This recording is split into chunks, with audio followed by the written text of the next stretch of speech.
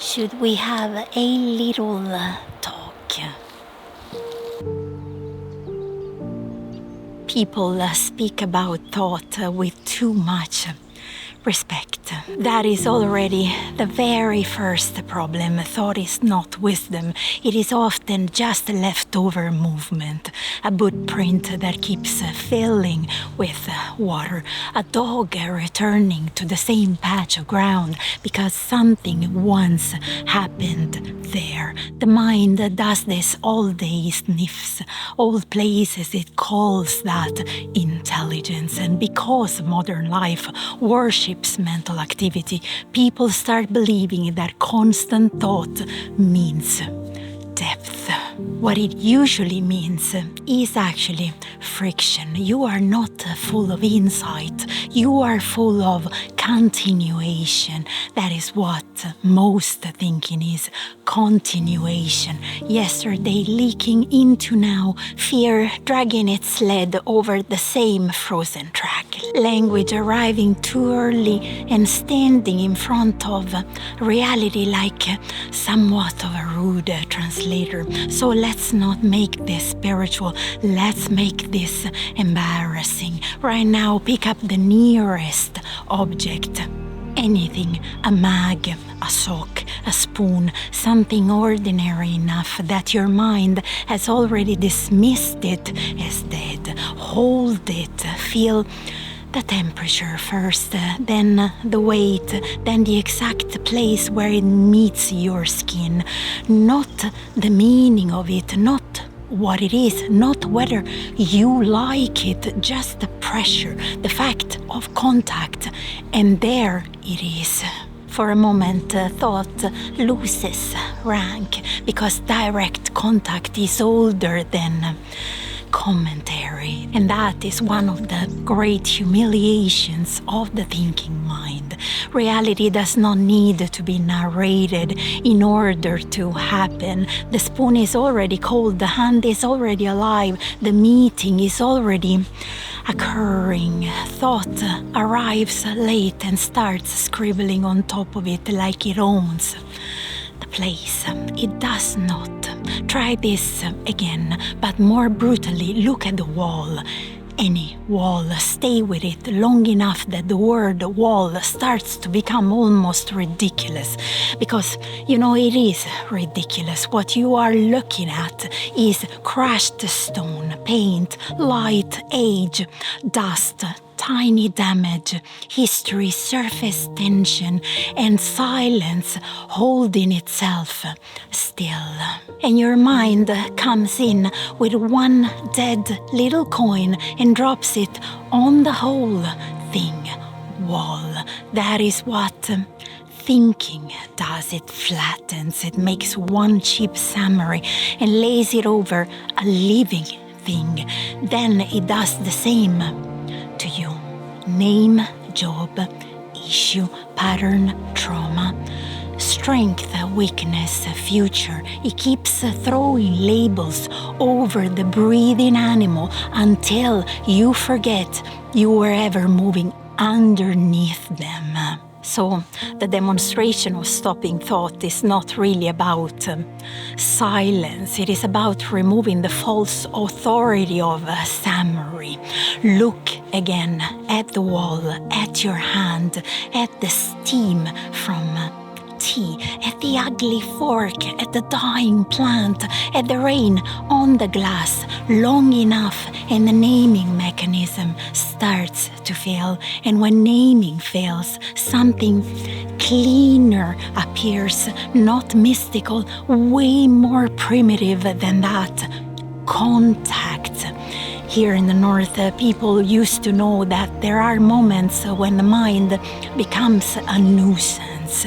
Crossing bad eyes, listening for weather, reading an animal, walking home in white out. You do not survive that through theory. You survive it by contact, by exactness, by noticing what is there before thought starts decorating it.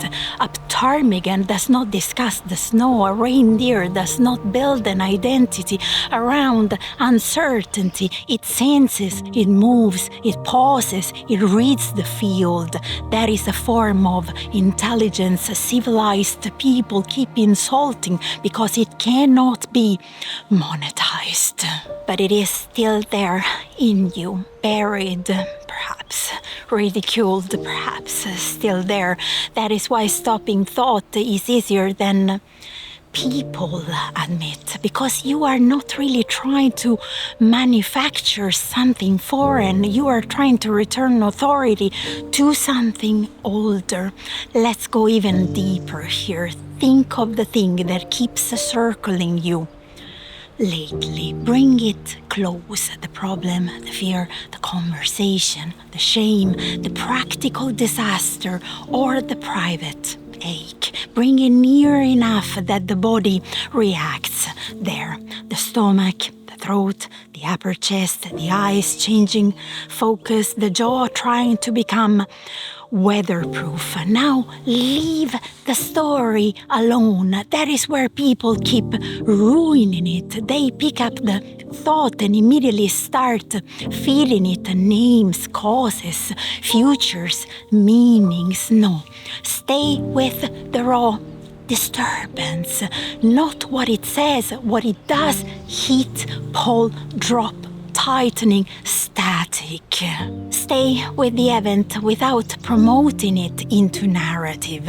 The second you do that, something absolutely astonishing happens. Thought is no longer a ruler. It becomes a trigger, a flare, a stick striking stone, and you become larger than it again. This is why I keep saying it is very easy. Not easy to remain there forever. Not easy on a bad day. Not easy when your whole system is wrecked. Easy in the sense that reality is always available the instant you stop kneeling to summary. You see, the cult of thought makes people forget this. It tells them their mind is a high priest. It is often just a bored butcher making the same cuts. There is a reason people feel sick now. They live almost entirely inside the interpretation, almost never inside the contact. They do not touch the table. They think table. They do not feel grief. They think the biography of grief. They do not stand in wind. They think weather report. They do not meet life. They meet the filing system. And that is why the soul goes pale. It does not go pale from too much feeling, but from too much translation. So here is the truth even more nakedly. Stopping thought is not difficult. What is difficult is giving up your addiction to mental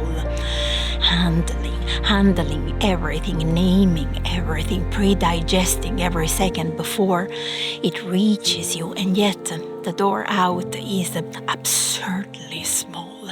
A spoon in your hand, a window latch cold at dusk, the sound inside a house after everyone has stopped talking, the first lungful of air when you step outside at night, snow, light, kettle, steam, a dog breathing in sleep. There, each one a small mutiny against mental empire. So no, you're not trapped in thought. You are over loyal to redaction. And the moment you return to raw contact, even for a breath, the whole machine shows its weakness, because life was happening before the mind arrived. It is happening right now, and it will still be happening when thought, exhausted and self-important, goes off to sharpen another label and call it reality. End of transmission.